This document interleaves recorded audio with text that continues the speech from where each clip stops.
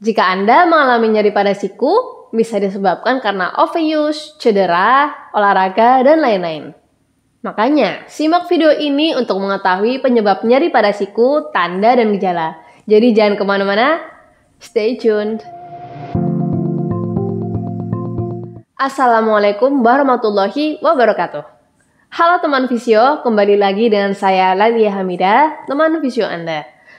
Kali ini kita akan bahas penyebab paling umum yang bisa menimbulkan nyeri pada siku. Ya, biasanya dikarenakan gangguan pada struktur yang ada di sekitar siku, seperti pada otot, kemudian pada ligamen, tendon, tulang, sampai pada bursa. Kenapa kita perlu mengetahui ini? Karena perawatan untuk gangguan siku nanti tergantung pada penyebab yang mendasarinya. Jadi untuk lebih jelasnya, kita langsung saja ke penyebab yang pertama.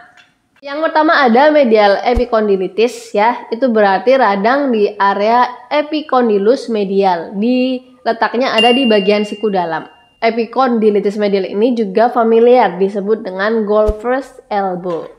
Penyebab paling umum disebabkan oleh gerakan yang berulang. Karena di situ ada otot, ya, dan ada epicondylus yang bentuknya menyerupai benjolan. Jadi jika terjadi gerakan berulang atau terlalu berat akan menyebabkan masalah di otot tersebut. Padahal gerakannya nampak sepele, ya, misalnya gerakan yang polanya menyerupai gerakan melempar bola bisbol atau saat Anda mengayunkan tongkat golf ke bawah. Contoh gerakan sepele lainnya seperti mengayunkan palu setiap hari di tempat kerja, ya, atau aktivitas yang memerlukan gerakan mencengkeram berulang-ulang, ya, seperti melempar, panjat tebing, olahraga raket, atau latihan beban, seringkali juga dapat menyebabkan golfer's elbow. Gangguan ini dapat menyebabkan nyeri dan radang di sepanjang bagian dalam siku dan lengan, ya. Nah, gejala khasnya yang bisa kita lihat, nanti ada nyeri siku bagian dalam saat mencengkeram atau mengangkat atau menekuk pergelangan tangan ke depan atau memutar pergelangan tangan. Itu nanti terasa nyeri di siku bagian dalam.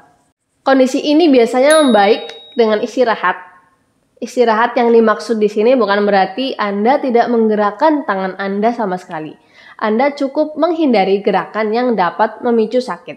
Ya, kita sudah bahas tadi ya sebelumnya di tanda dan gejalanya, ya, ada gerakan-gerakan tertentu yang dapat memicu rasa sakit. Dan Anda bisa memposisikan siku berada lebih tinggi dari posisi dada dan jantung Anda. Untuk mencegah apa? Mencegah pembengkakan yang berlebih. Itu ada juga bisa mencoba metode konvensional, ya, perawatan konvensional di rumah seperti mengompres dengan air hangat jika sudah tidak ada radang atau bengkak. Boleh memakai botol lalu dilapisi oleh handuk, ya, tempelkan ke otot yang kaku selama kurang lebih 10 hingga 15 menit. Atau Anda juga bisa membeli hot pack, ya, di marketplace itu udah ada wadahnya, tinggal dikasih air hangat. Kemudian Anda juga bisa minum obat pereda nyeri sesuai dengan resep dokter tentunya, ya. Jika Anda prefer lebih nyaman menggunakan bahan alami, Anda bisa mengkonsumsi kunyit atau cengkeh. Dan yang paling penting adalah ergonomis. Jika Anda merasakan sakit karena cara Anda duduk di meja kerja atau karena mengangkat bara atau membawa benda atau tas yang terlalu berat, ubah posisi dan postur Anda untuk memungkinkan gerakan yang benar. Kemungkinan penyebab selanjutnya ada epicondilitis lateral. Masih sama, masalahnya ada di jaringan lunak. Mirip dengan golfer's elbow, tetapi lokasi nyerinya berbeda. Nyerinya di sekitar bagian luar siku. Dan gejalanya juga bisa dirasakan di lengan bawah, ya. Epicondilitis lateral ini juga disebut tennis elbow, ya. Kalau tadi yang medial golfer's elbow, yang ini tennis elbow, adalah kondisi yang dapat membaik dengan sendirinya sebenarnya seiring berjalannya waktu. Tapi waktunya juga lama, sekitar 6 bulan sampai 1 tahun. 90% orang dengan gejala tennis elbow bisa sembuh total dalam setahun. Tapi itu waktu yang nggak bentar, ya, itu waktu yang cukup lama. Jadi daripada nunggu lama-lama, mendingan teman fisio langsung hubungi dokter atau fisioterapis untuk memilih program latihan yang bisa memulihkan kondisi teman fisio. Gejalanya timbul kurang lebih sama seperti golfer's elbow, ya, misal timbul nyeri saat mencengkeram, mengangkat, memutar pergelangan tangan. Bedanya nyeri akan muncul di siku bagian luar. ya. Juga timbul sedikit kekakuan saat Anda akan menekuk siku atau meluruskan, terutama pada pagi hari. Nah, tips yang bisa teman fisio lakukan antara lain kurang lebih sama ya dengan golfer's elbow tadi ya. Hindari gerakan yang dapat memicu rasa nyeri ya. Kurangi gerakan memutar pergelangan tangan, mencengkeram, dan mengangkat. Pastikan Anda beristirahat sejenak secara teratur dari aktivitas yang bisa memperparah nyeri siku. Kegiatannya seperti apa aja, kayak mengetik, mengangkat, dan lain-lain ya, yang bisa memicu nyeri. Nah, jika Anda dalam keseharian bekerja di depan komputer, segera ubah posisi yang lebih ergonomis. Jangan sampai meja tempat kita bekerja lebih tinggi letaknya daripada siku Anda. Itu akan memicu berbagai macam problem ya, nggak cuma di siku tapi juga di pergelangan tangan. Nah, kemudian batasi tekanan pada tendon dengan cara mengendurkan cengkraman Anda sebanyak mungkin saat mengangkat atau mengemudi. Lanjut, kita beralih ke kemungkinan penyebab selanjutnya, yaitu ada osteoartritis. Ya, walaupun kebanyakan terjadi pada sendi besar yang digunakan untuk menumpu beban berat seperti lutut, ternyata OA ini juga bisa terjadi pada siku. OA pada siku dapat disebabkan oleh cedera siku atau keausan pada sendi.